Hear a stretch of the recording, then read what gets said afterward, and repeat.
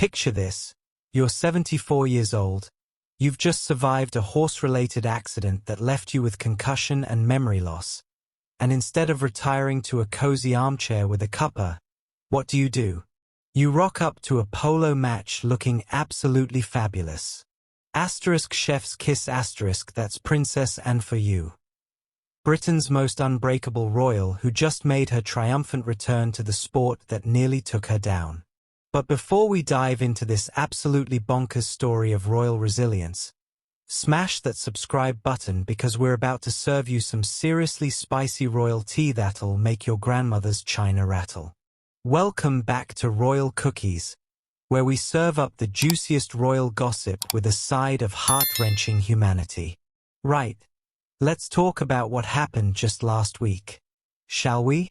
Princess Anne, who's about to turn 75 next month, made a heartfelt return to a charity polo event at Cirencester Park Polo Club, just 15 minutes from her Gatcombe Park estate.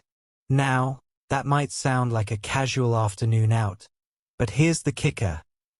This is the same woman who, just months ago, couldn't remember a single thing about getting absolutely walloped by a horse. You see, our Anne isn't just any royal patron showing up for a photo op. She's the patron of the Spinal Injuries Association, and this polo event? It's not about fancy hats and champagne. It's about raising funds for people whose lives have been turned upside down by spinal cord injuries. The irony is absolutely delicious, isn't it? A woman who nearly became a spinal injury statistic herself, now championing the cause. But here's where it gets properly mental. To understand just how incredible this comeback is, we need to rewind to that fateful day in June that nearly changed everything. June 23rd, 2024. A date that'll go down in royal history as the day Britain's toughest princess met her match. Picture this. Princess Anne was on her way to see her chickens on the Gatcombe Park estate when she was struck by a horse's head or legs. Yes, you heard that right. Chickens. Not competing in the Olympics, not performing royal duties, but literally going to check on her feathered friends. The aftermath was like something out of a disaster movie. Emergency services scrambled, an air ambulance was dispatched, and our Anne was rushed 30 miles to Southmead Hospital. She sustained a concussion and minor injuries, spending 5 days in hospital as a precautionary measure. Now, here's the thing about Princess Anne. She's the royal who competed in the Olympics, who's been around horses her entire life, who practically has hoofbits for a heartbeat. If anyone could handle a horse situation, it should have been her. But as any equestrian will tell you, horses are 1,200 pounds of pure unpredictability wrapped in a deceptively beautiful package. And the most chilling part? Princess Anne later admitted she can't remember a single thing about the horse incident. Complete memory loss. Imagine waking up in a hospital with no clue how you got there. That's our Anne, folks. Now, here's where most people would have called it quits. At 74, after a concussion that wiped your memory clean, most of us would be perfectly content to binge-watch Netflix and complain about the weather. But Princess Anne? She's not most people. She's royal-grade stubborn with a PhD in absolutely not backing down. The recovery was nothing short of remarkable.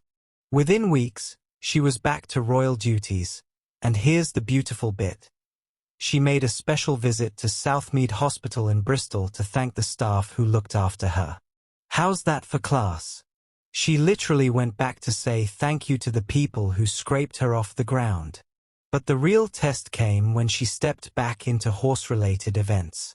Because let's be honest, after an accident like that, most people would develop a healthy fear of anything with 4 legs and an attitude problem.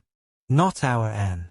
She kept her role as patron of the Spinal Injuries Association, understanding better than ever what their work truly means. Right, let's talk about the elephant in the room, or should I say, the polo pony in the paddock? Princess and attending a polo event for the Spinal Injuries Association is like Gordon Ramsay hosting a cooking show after being poisoned by his own soufflé. It's bold, it's brilliant, and it's absolutely bonkers. Think about it. Here's a woman who nearly became a spinal injury case herself, now raising money for people who've experienced exactly what she narrowly escaped. It's not just charity work. It's a masterclass in turning personal trauma into public service. She's basically saying, right, horses tried to take me down, but I'm going to use this experience to help others who weren't as lucky. The Spinal Injuries Association supports over 50,000 people in the UK living with spinal cord injuries. These aren't just statistics. These are people whose lives changed in an instant, just like Anne's nearly did. And having a patron who truly understands the fragility of mobility, that's not just good PR, that's authentic advocacy. You know what? This story isn't just about Princess and surviving a horse accident.